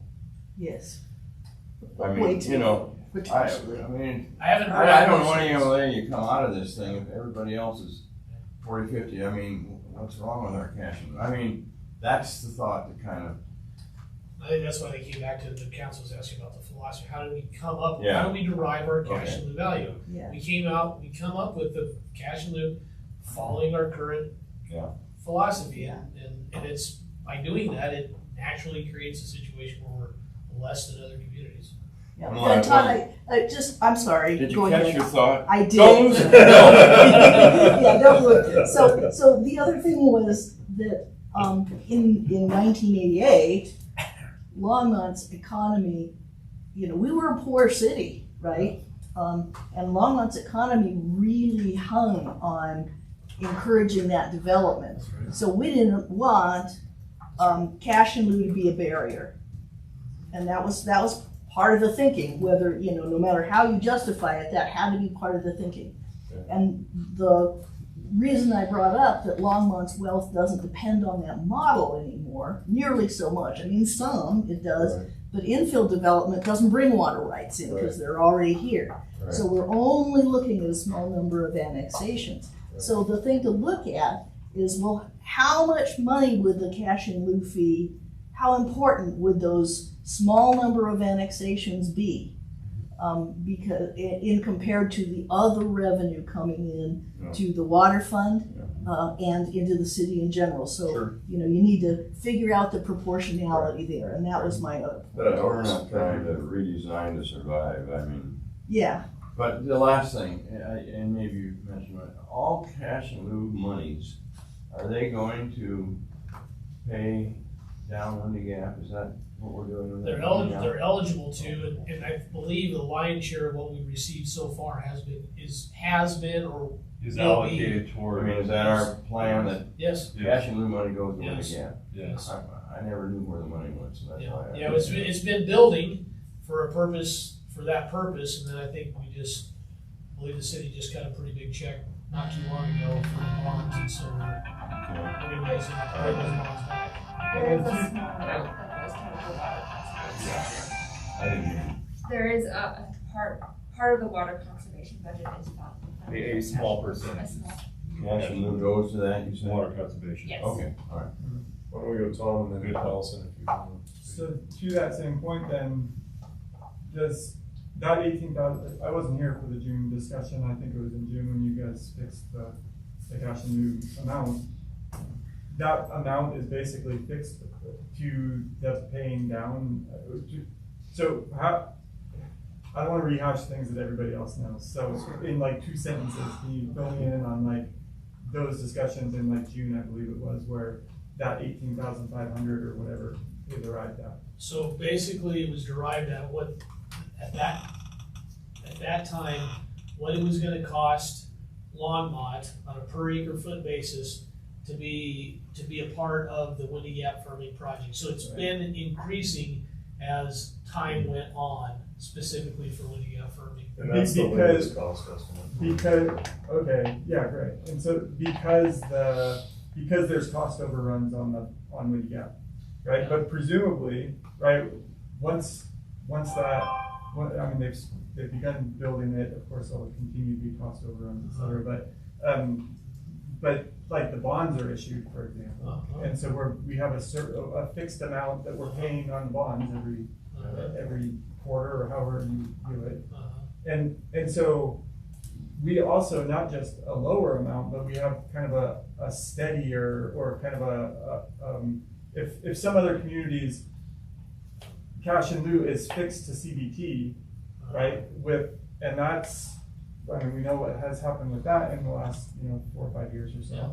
Then like there's also a certain amount of reliability with respect to our price relative to others, or relative for our cash in lieu relative to other communities as well. Like we have just a steadier amount, I suppose, or a steadier. And since we're starting construction, I think we had the ceremonial break, back on the 6th, but we have maybe official breakings like maybe next week. But regardless, now that we have a project that's building and actually moving dirt, I think those costs have become more certain. I mean, for the last 20 years, we just didn't know, because we didn't know what all the legal and everything. And obviously, and you make a good point, it's probably going to change. But in that cost was a safety factor, if you will. There was a component in those total costs for expected contingencies, yes. And so that's been included as well. And so, yeah, we don't know for certain when it's all said and done what it's going to be, but I think we're more confident in what it's going to be than we knew what we thought it was going to be maybe 5 years ago. Allison, do you have Thank you. To kind of build off the points that I think you guys are raising as far as how we're tied to Windy Gap as far as our current methodology, I think that Todd, your point's really well taken as far as trying to reassess the storage to yield ratio. I think as part of that analysis, one thing that would be really interesting to me is exactly what transit losses look like. Because I think that's a fair distance, not what they're assessed here per mile, but it would presumably make a difference, as well as evaporation, especially as our climate gets hotter and drier. So those are 2 factors that might come into play. I think the final one, and I know it's a little bit more ephemeral, or just difficult to project, is what did those transaction costs over the last 20 years look like, and how did that actually affect the price of the water? And then the final thing that I would like to propose for consideration is, as far as water use on certain pieces of property, end use is going to make a difference as far as how much is going to be returned to the river and how much is potentially available for downstream diversion. So if you have like a huge, I don't know what they call it with those, I heard some article with the cooling stuff, they have the high-tech business, they consume a lot of water basically, versus something like, agriculture. You're gonna get a lot more return flow with agriculture, and it's apples to oranges. So I think having an eye to what that ultimate use is going to be, as far as what actually is going to be necessary to make it sustainable, would be something we might want to take into consideration as far as what that price is. And I think land use, we have within our Longmont planning area, we have defined zoning for our remaining land that's yet to be annexed. Mm-hmm. So, there's been some, I think with that, there's probably a range of water use you could apply towards the standard for commercial industrial versus the standard you would apply towards mixed use versus high density residential or whatever. And so now I think, I wouldn't say we easily have it available, we have it more readily available to be able to use technological resources to help us to probably understand what our water use is going to be. And we have been taking that into account. That was part of the our last water demand evaluation and stuff. So it's not like we haven't been looking at it. We actually have been looking at it to get us to where we believe, to have that knowledge as to what do we believe our ultimate water demand is going to be. That's what we're trying to accomplish. We're different than a lot of cities. We're trying to figure out how much do we need for here to eternity versus other communities. Maybe they don't have that defined planning area. We are defined, we know, but there's always I think the best way that's been said a couple times, and I kind of like it, just that safety factor, that uncertainty of, we don't know what the environment's going to look like. We don't know if 2 generations later, they're going to change the zoning and make it more dense or whatever. And so maybe from an analytical perspective, sometimes those safety factors are easier ways to adjust the amounts for certain things, maybe for cash in lieu, where that factor, it can be significant, but it's a single number that if you set a 20% safety factor, that's an easy number. Take your number, whatever it is, times 0.2 or 120%, and you have it.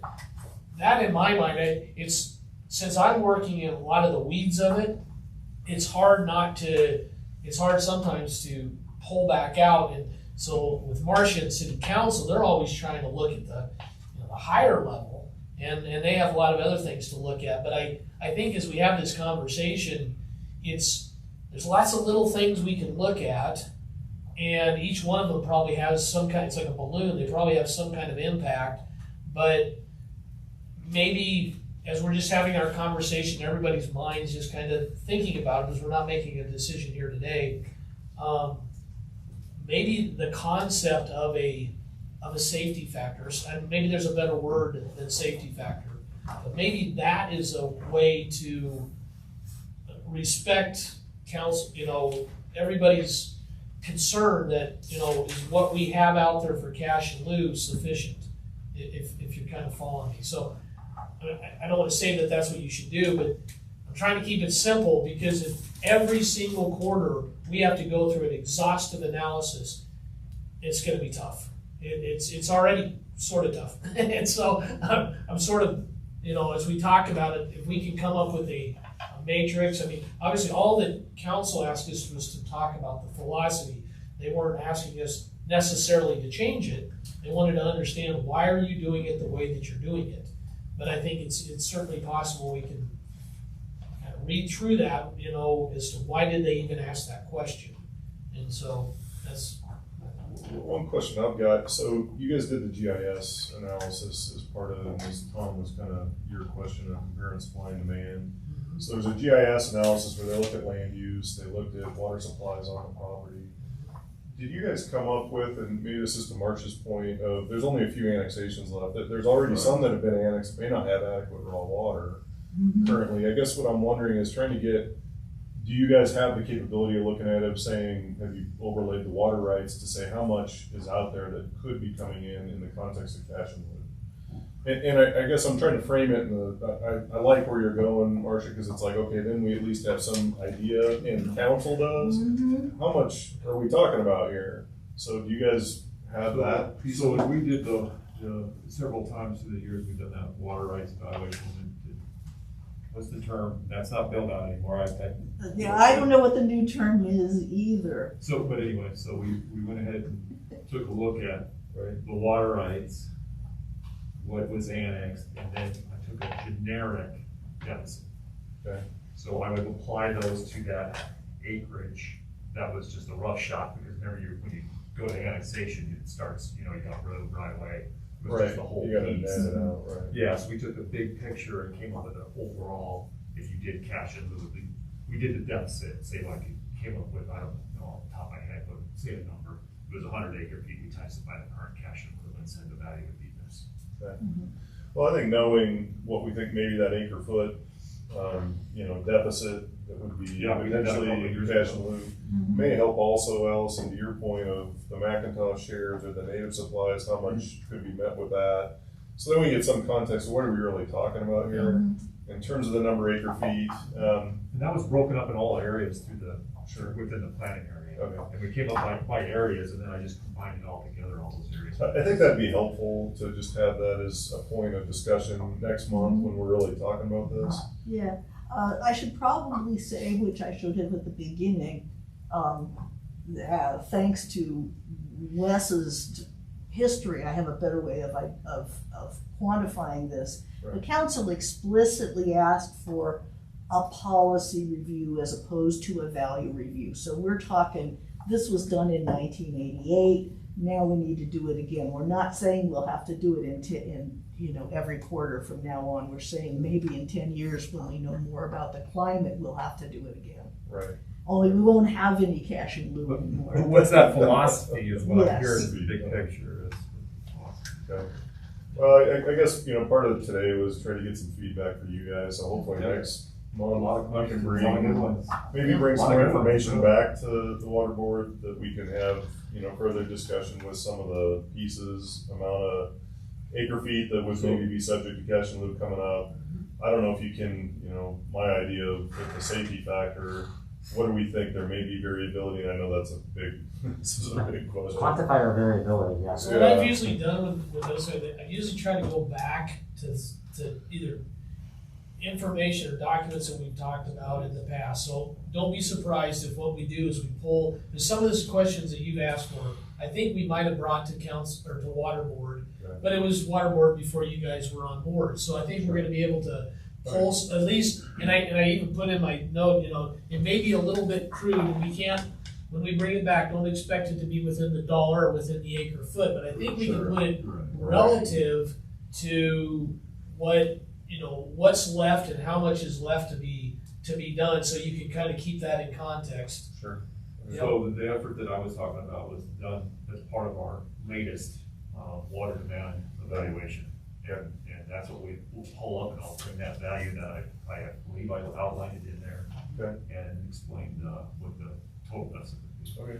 Does that sound like we're going, Scott? Yeah, I just want to add one thing, Wes, and I think you're spot on about the apples to oranges when you're comparing what Longmont's portfolio and needs are relative to other surrounding communities. I work with a lot of other water providers, I know Todd does as well. There's no reason to evaluate what other people are doing and say, gosh, are they doing it better than we are? Because it's for a different application entirely. The one exception maybe, and you already brought it up, is Fort Collins. It is a mature water community with senior water rights, a lot of early changes. They have a build out, whatever that word is, capacity that they're looking at too, and looking at those deltas. So an approach of a like situated municipality would probably be useful to understand their philosophy, not the way they're doing it, but how they're trying to figure out how to bridge that gap. Yeah. That would be relevant versus any other Firestones or Fredericks, or people that are really in the development mode, trying to pay the impact fees to provide the infrastructure, which we don't need to do. Our infrastructure is relatively stable. We're not gonna be putting in millions of miles of linear pipe like North Weldon's, right? So that's my thought, is there's probably one or two communities that are like-minded and similarly situated that have been around for a long time, that are close to their development maximum, at least in terms of breadth, not necessarily density. Footprint, right. There's a couple of them, and there's not many, but Fort Collins is probably the one that comes to my mind that's most similar, and they're a little bit bigger than we are, for sure, but I think they've approached it similarly. Yeah. There is another thing I think to take into account, this is just to create context for the city council to judge by, is how well and prudently supplied Longmont is. Because, so on one end of the spectrum, there's Longmont. On the other end of the spectrum, there is Parker that has greenways all over the place that they're using, that they're watering by drawing down their water table. That's their only water source. I mean, people need to understand that distinction. Okay. Well, I think it was a great discussion, and I know hopefully for the new board members, there's a lot of background, and actually a lot that was before my time on here. So I think it's good maybe to get everybody up to speed, as well as hopefully getting some discussion maybe to move this forward to council. So thank you for that, nice job. to the staff. So Great. appreciate that. What do we think about sharing Wes's history with the council? Is there any reason not to do that at this point? I don't think so. I think what you I think we have is a great. write-up, in the write-up either. Yeah, I think it's a great idea. let's do that. All right, so, and a few of these coming up, so that was 9A, we're on to 9B, which is Windy Gap Burning Project update. Ken was gonna do that, Wes, do you? I already mentioned it, and if there's anything else, Todd can probably answer or speak to it more than I. Just, Ken and Marcia and I did go to the ceremony of groundbreaking back on August 6th, and very well received. And again, I believe next week they'll actually really be starting to do work, and it's going to be impressive. It's going to be, amazing the amount of earth that they're going to move for the next 4 years. You can't even, it's hard to even put it in perspective, but really that was about the only, and other than that, the one I did issue its bonds for, and I think Kim may have even mentioned that last month, I can't remember, but don't really have anything real significant beyond that, those few things. Well, and in the back of the packet, there is materials related to the bond issue, so we can maybe touch base on that when we get to that. Okay. All right, is there any questions anybody had on the Windy Gap Burning? Okay. Next item is 9C, which is a Water Resources Engineering Projects update. Jason? Yes. I wanted to give you a quick update on the three big projects we got going on. So the South St. Vrain Pipeline Rehabilitation Project. So the South St. Vrain Pipeline's been out of commission for the better part of a decade. And so we're actually really close to turning it back on. Really close as in 6 to 8 months. But still, over a period of a decade, that's relatively close. So, we're going to try to do a flow test next week. It's the South St. Vrain Pipeline is not a priority, but we're going to try to at least turn it on and see if we can get some water to flow to the high pitch and potentially flush out any remaining debris that's in there. We'll do that for 3 to 4 hours, and once we confirm it's working, we'll shut it down. And then the next step will be to line the pipe. And so we're going to do an NSF approved liner. It's not required, but we felt that regulations are going in that direction. So to spend a little bit more money to know that we'll meet future regulations made sense. And so right now, CNL CNL Water Solutions will be doing the lining, and the liner's on order, and we anticipate starting that in October. So once the liner's in, the only thing that will actually keep us from turning the water on at that point will be the pump station, because right as we get that liner put in, we'll probably be starting construction on the pump station. So the pump station will be taking water from the South St. Vrain pipeline and pumping it into the north. And in the town of Lyons, the north and the south pipeline parallel each other for a good portion. And so the town of Lyons gave us a permanent easement to put in a pump station there. And so right where the north and the south are about 45 feet apart, we put in a pump station there. And so the main benefit of that is when the South St. Vrain pipeline is in priority, which is usually in the wintertime, as opposed to dumping water into an empty highland ditch and then having to put in stop logs to build up enough diversion to get it into Nelson Flanders, we can pump it right into the North St. Vrain pipeline. So I'm hopeful that I think that come April of next year, pump station will be online for the first time. I don't know whether it will actually be no, whether we'll actually be taking water deliveries at that time. CDOT's got the Highway 7 project that's going on, and they're expecting weeks of high turbidity, and during weeks, when I say weeks, like 1 week here, and then next month, this week will be, high turbidity, because they'll be doing work in the channel. We won't be taking water during that time. So next year, it'll be on, it'll be off, it'll be on, it'll be off. So, but it will be back into service next year. The North St. Vrain pipeline alignment and alternate points of diversion study that we're doing right now with Dewberry Engineers.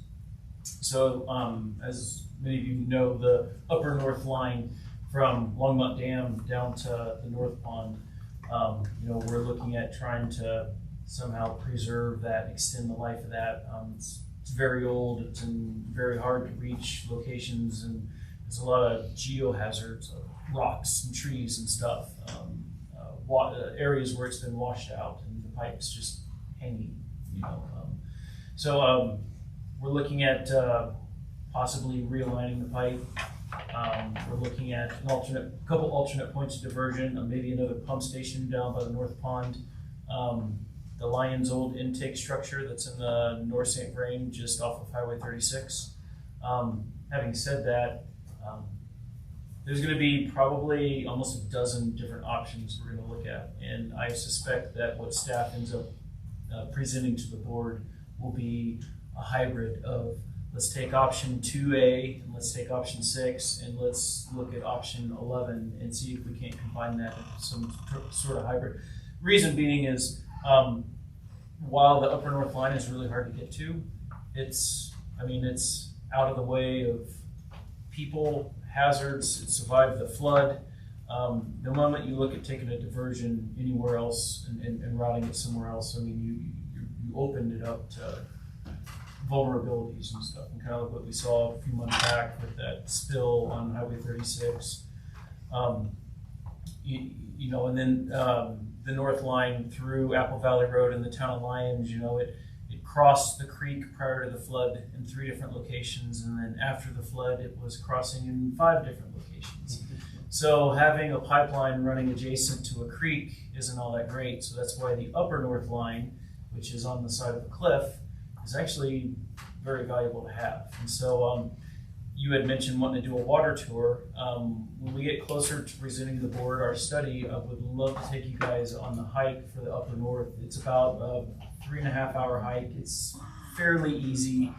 We'll drive to the top and we'll walk down to basically to the penstock, which is the top of the hydro plant. And so that's the other thing. The hydro plant, there's a sustainability aspect to this. If we start diverting water from a pump station or the Lyons intake, that bypasses the hydro plant, which we don't want to do. Hence why that might be a backup when if there ever is an incident for the upper north, but that's not going to be the permanent solution. And so, yes, maybe, I don't know, hopefully maybe November, December, if you guys don't mind doing it, depending on weather and stuff. There's usually a 60 or 70 degree day weather in December. Maybe we could go for a hike. Maybe we have to wait for spring. But I think getting up there and seeing it in person really adds to the discussion and helps you to kind of wrap your head around, do we want to spend $10 million going this way, or do we really want to spend $30 million removing and replacing the pipeline and making it accessible and stuff like that? Maybe look at the amount of hundreds of millions of dollars of water that's coming down that pipe. it's easy to justify it on paper, but funding it, that's where it'll probably become challenging. So those are the three things there. Any questions on those or any other projects you'd like to discuss? Those are the three big ones right now. Thank you for the update. Nice to know all that, the flood and everything else and all the reliability, tying everything together is huge, so we found out, yes, good update, thank you. All right, next item, Francie, looks like you're up with the water conservation update. Yes, so it's getting towards the end of summer, so most of our Resource Central programs that Marsha was mentioning earlier are wrapping up. It's always seems that if it rains a lot in the spring, it starts later, so we had much greater participation, but it started more in July. For our, we do the slow to flow, which is the irrigation assessment. I did want to note, Resource Central offers the turf removal. Longmont doesn't participate in providing any incentives for our residents right now. So they could participate, but we're not providing any incentives for that program. So that program, we have almost reached the maximum of our budget for the slow to flow, specifically the irrigation assessments. And then we also, through Efficiency Works, for the past, since the beginning of last year, have been offering irrigation rebates through them. So I also saw an uptick in July as well. And those are interconnected because we require an irrigation assessment for people to get the irrigation rebates. And first thing is that you should make sure your system's running correctly before you start replacing things. So we usually see kind of a delay from those. We haven't been doing as well on the commercial side. We have been doing that primarily through Efficiency Works. We just offer indoor rebates with them, but I actually have a conversation tomorrow. Efficiency Works serves Fort Collins, Loveland, Longmont, and Estes Park. Estes Park doesn't participate in the water program, so I have a conversation with the other two cities tomorrow about irrigation for commercial. So we're hoping to, we're still, and I think it's still a lot, just the impacts of the pandemic on our commercial entities. They're starting to see increases in our energy efficiency programs, but just not as much with the water. I just think our water is not expensive enough for that to be like one of the top projects for our businesses. A big effort I've been working on this summer is I've been working with 3 HOAs to do case studies. All 3 of them have transitioned their Kentucky bluegrass to beautiful gardens and their water-wise gardens. So we're trying to, I'm working, this is through our neighborhood leadership series and our neighborhood group leadership association. And we're trying to make it easier for other HOAs to do the same thing. And we thought case studies and showing how other HOAs in Longmont have done that can help their big projects. So those 3 case studies will be probably by the end of this week live on our website, plus the case study of the transition the city of Longmont did last year, going from Kentucky bluegrass to a wheatgrass blend. And then next Wednesday, I have a presentation with those HOAs to a number of other HOAs through the Neighborhood Leadership Series. So we're hoping that helps inspire more and kind of, again, it just reduces the barriers to making those transitions for already established landscapes. I wanted to provide an update. Earlier this year, I mentioned we were looking at the St. Vrain and Lenton Water Conservancy District grant. For a number of reasons, we decided to not pursue that this year. Primarily, we just realized there's a lot of things up in the air in terms of, for one thing, I think Ken has mentioned this, but we have requested an additional half FTE for water conservation. I don't know if everyone's aware, my job is half water conservation, half sustainability. So it'd be bringing us from a half FTE for water conservation to a full FTE for water conservation. So I also don't think I'm going to talk this long with a mask on. It's hard. Yeah. Makes your question shorter. So just not knowing when that, we're still waiting on confirmation from that going to city council, also having to bring that person on. We also are planning a much bigger update to our water efficiency master plan. So those members of board who are part of the board last year, remembers we brought the Climate Action Task Force recommendation. And a big recommendation that the board gave, that city staff ended up presenting to city council, was the recommendation from the Climate Action Task Force was too ambitious. We should not do that. We should go business as usual. But in our next water efficiency master plan update, we should do a reevaluation of our water efficiency goal.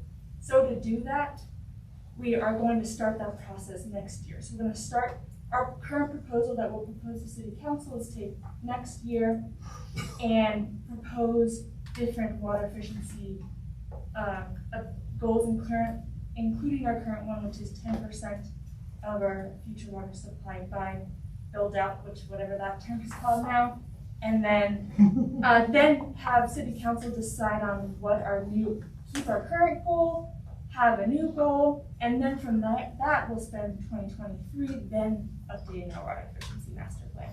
So it's going to be a much more extensive process because we first want to evaluate the factors of climate change and into that goal. Go ahead, Laura. Yeah, I'd just like to comment, Francie, that I think the reason that this board rejected that CATF recommendation, as well as the sustainability board, and I don't remember who else, made a recommendation. It wasn't that it was too ambitious, although it was, but it was that it was unsubstantiated. It was just, pulled right out of the air. Yes. And in fact, during these discussions, I've been thinking about, well, how would you substantiate a recommendation for making our conservation goals more aggressive without, there's two mistakes, right? One is that we don't have any place to store the water, and much of the water that runs through Longmont can't legally be stored. So we are changing our consumption patterns in anticipation of having less water. We're not using a lot less water now because we can save it up for a dry year, because we can't. So those things need to be understood. The other thing is that I think I half suggested that earlier, which is you guys ought to work together, because you've got a lot of good data that would allow the substantiation of a recommendation that maybe sustainability doesn't have. Yeah, and I also want to highlight, kind of building off that, is that at the end of this year, the sustainability plan and the Envision Longmont multimodal and comprehensive plan will begin an update, and we are working with them to see how can, because we're having the same timeline of the water efficiency master plan update, how can we integrate them? We've also, since last year, when we attended the Growing Water Smart workshop as staff members, which really focused on integrating land use and water efficiency planning. Staff have, from water resources, parks, planning, stormwater, and I guess myself, which is both water resources and sustainability, have been meeting monthly to identify opportunities to better integrate that land use and water efficiency nexus. So there are a lot of conversations in the update to the water efficiency master plan. Would definitely both be involved in this board as well as our sustainability advisory board. I think that's great. Anything you can do on the front end instead of trying to retrofit after the fact is time well spent. I've got two questions. One is, you were mentioning like on residential audits, you have a budget and you run now. Do you guys still track like how many requests, or I guess I'm just thinking if you run out, in August, let's say, do you have some ability to say, well, if we would have had more funding, we could have done this many more audits? It seems like that would be important to know kind of how much more money you can allocate and how much more effective it could be. So I don't know, do you do something like that? We have in the past, so since I've been in the position, the past two, I think, first year was a ton of water. I don't think people started watering the yards until August. Right. And then last year was COVID. I think people were just distracted. So this will probably be the first year we'll run out. But that's another reason why it's one of the first year we'll run out is because in previous year, we have increased our slow to flow budget, I see. to make sure we are meeting the demand, because we can, and Nelson could probably speak more to that, is that we have done that evaluation and decided to Okay. increase. So you do look at it and say, okay, what do you think the demand would be going forward to maybe grow it? We saw a large demand with, and you probably already said this already, but we saw for several years a large demand with residential and very little with HOA, and then it reversed. We had a large demand with HOA the last several years, sorry, and then our residential was dropping off. Okay. But we did increase the budget, you're correct, Yeah, we to have meet some- that need.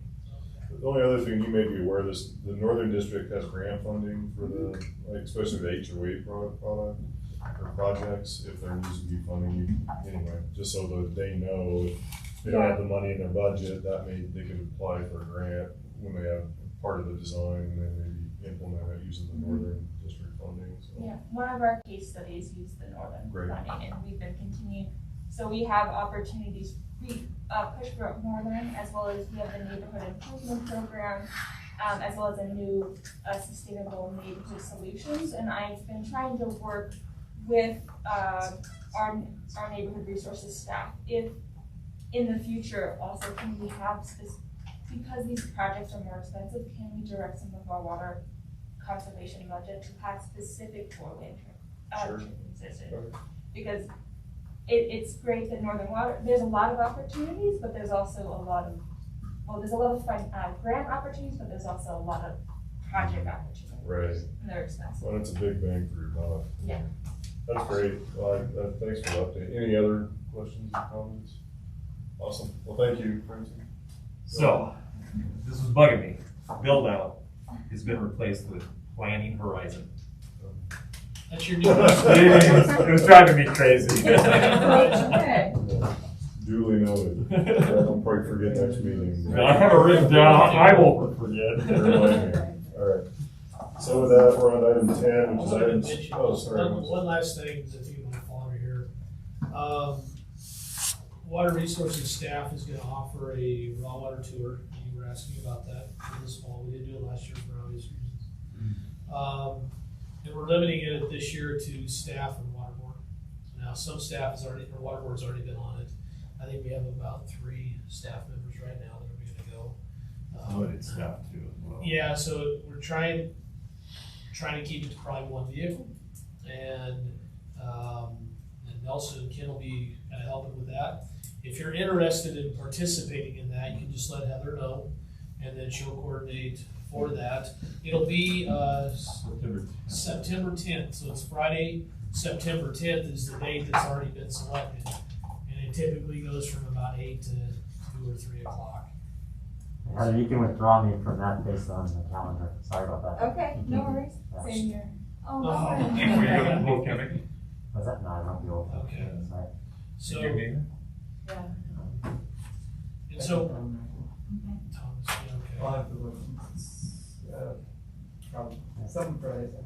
And so what we may end up wanting to consider is trying to find an alternative or something, or maybe get that out sooner. It's typically that, it's historically been that second Friday in September. Is when we've been doing it for the last 10 or 12 years. So, but if there's no reason why we couldn't do something maybe at a different date for. Can you reach out to, especially the new board members, and see if you can find dates that? Yeah, We'll talk to figure Ken that. and see. Yeah. He's been trying to, like, what's that, for 10 years now, he's kind of on that second. Hey, we can talk to him and see. Well, I think that'd be, obviously for these guys, it'd be Since awesome. we're limited. Absolutely. You know, Absolutely. if that's a possibility. Yep. Okay. Find a date. Great. All right, so item 10A is items from the board, review of major project listings and items tentatively scheduled for future board meetings. I think next month we have the cash and lieu, which will tie into our, obviously follow up on the discussion we had today. Any other questions on upcoming items? Sounds like, and then in September, you may have St. Green left hand. Yeah, we may, we'll work with. So with the district. St. Green left hand, is that the, David, is that when we were gonna do that one meeting with the watershed? for the watershed report? Yes, I believe so. It's gonna be, we're gonna try to do a combined meeting, with sustainability, the Parks and Rec Board, and this group. There's a presentation that was given to staff. We thought it was great. It'd be a great opportunity for, this group and others to hear it without making it, you have to be at it. So this is gonna be 3 separate meetings for the presenters. So we just wanted to make something that's available to. And kind of what staff is thinking is we would do the water board and then that would be after the water boards. Yeah, That's great. Okay, that sounds great. thank you, Heather, for. What's that?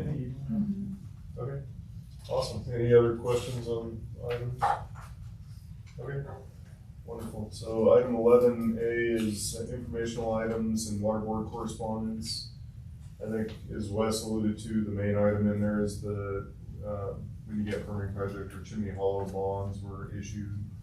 It looks like the interest rates were very good. Yeah, they got a great I rate. don't know, what was the net? Did you have the net amount? Well, that was written down, I remember it. I don't remember the exact number, but I remember Jim Bowl was very impressed with the numbers that we got. Yeah, I don't know, seeing it right off. It looked like the net interest cost, if that's it, was 1.84%. That sounds about right. I was remembering being under 2, so that sounds right. That's great. Yeah. I don't know if there's any questions, comments on the materials that were in the packet on the correspondence. Item 12, item scheduled for future board meetings. We just talked about cash in lieu. Future board agendas, we'll talk about the chair and vice chair next month. And then we'll have that joint meeting, savoring left hand. So, awesome. Anything else anybody has for the good of the order? I don't see any. If that being the case, I'm gonna go ahead and adjourn the meeting. Okay, thanks, everybody.